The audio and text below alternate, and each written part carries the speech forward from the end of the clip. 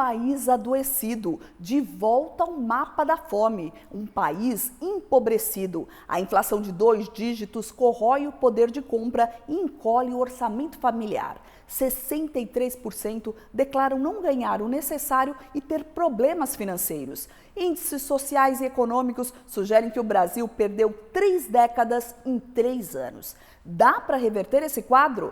É o assunto da minha entrevista com o presidente do Sindicato dos Metalúrgicos de Santo André e Mauá, Cícero Firmino Martinha. Confira agora. Olha, toda vez que acontece uma situação como essa que nós estamos passando no Brasil, logicamente que é difícil para você reverter, mas possível é, né? A gente acredita na força, na garra do povo brasileiro, né? E a gente sempre percebeu que a gente tem um governo sério, que faz as coisas aberto, com transparência, com seriedade, acreditando na ciência, acreditando na democracia, logicamente a gente consegue, sempre tem a esperança, a gente sempre consegue reverter. Mas é sempre um tempo perdido, né? Nós tivemos já no passado algumas décadas perdidas e agora estamos aí tendo também esse retrocesso lamentável, né?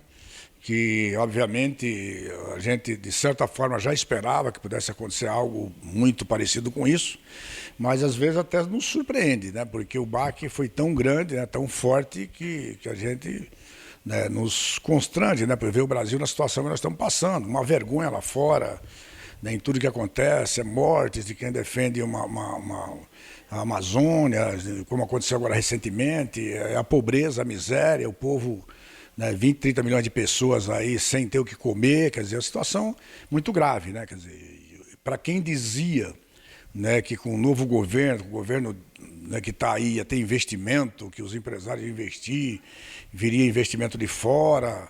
Quer dizer, a gente não viu nada disso, nós vimos a pobreza crescer cada vez mais. Na pandemia, na própria pandemia, os dados, mesmo no Brasil e até fora do Brasil e outros países, a parcela mais rica da sociedade enriqueceram mais.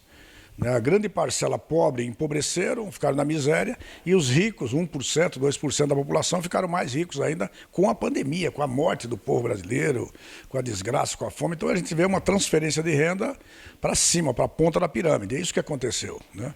Além de diminuição, quer dizer, não teve crescimento do produto interno bruto, mas mesmo dentro dessa massa, uma parcela, né, da riqueza foi para os mais ricos e a pobreza, lógico, que aumentou do jeito que aumentou nesses últimos tempos.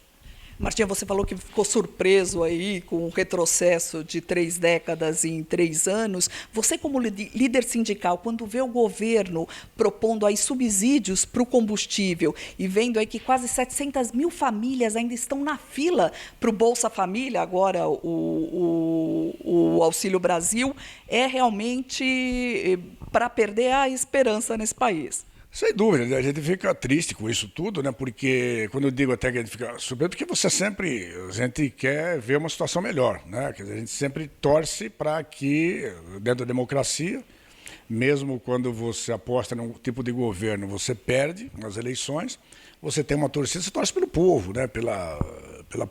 Principalmente a parcela mais pobre da sociedade. Mas o que nós estamos vendo aqui, na verdade, é um descaso total, né? Com os mais pobres, com aqueles que mais precisam. Quem mais precisa do Estado é a classe pobre. Quem precisa de saúde pública é a classe pobre. Quem precisa de ajudas, muitas vezes, em um momento difícil, como foi a pandemia, é a classe pobre.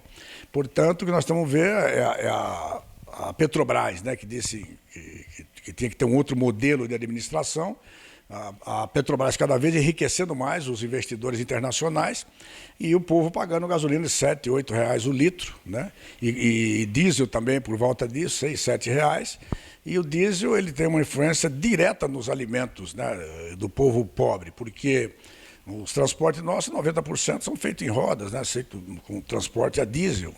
Portanto, e a gente tem a estatística do próprio Diese que mostra o seguinte: quando você tem um aumento, a carestia chamada, o aumento dos produtos alimentícios, das necessidades básicas da sociedade, quem mais sofre é o pobre.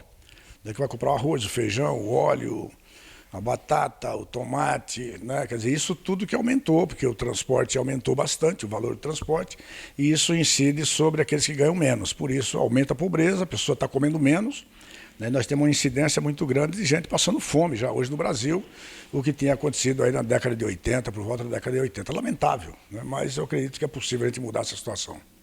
E Martinha, mais uma questão. Nos últimos dias, foi notícia nos Estados Unidos que a Apple conseguiu aí aprovar e formar o primeiro sindicato dos funcionários. É uma tendência aí de fortalecimento do sindicato nos Estados Unidos. Dá para trazer essa tendência para cá? Vocês fizeram uma conquista importante agora de uma PLR muito satisfatória. É uma tendência? Recentemente, aqui no Brasil, também teve uma pesquisa, eu não me lembro bem agora quem fez a pesquisa, mostrando o seguinte: os sindicatos tiveram um crescimento, né, na importância para a sociedade, né, para os trabalhadores. Na pandemia para cá e nesse governo, percebeu-se, né, os trabalhadores perceberam mais a importância do sindicato. Teve um crescimento também aqui no Brasil da importância do sindicato. É o que a gente sempre disse. Nos Estados Unidos, que durante muito tempo eles falam, não precisa de sindicato, principalmente no sul dos Estados Unidos, eu estive lá algumas vezes, né? O sindicato praticamente inexistia, né? Mas, quer dizer, quando a situação aperta, o trabalhador sente a necessidade do sindicato. E dentro da democracia é preciso que você tenha equilíbrio, né? E o sindicato ele tem essa função de equilibrar o capital e trabalho, né? Fazendo todo o sentido, apoiando os trabalhadores.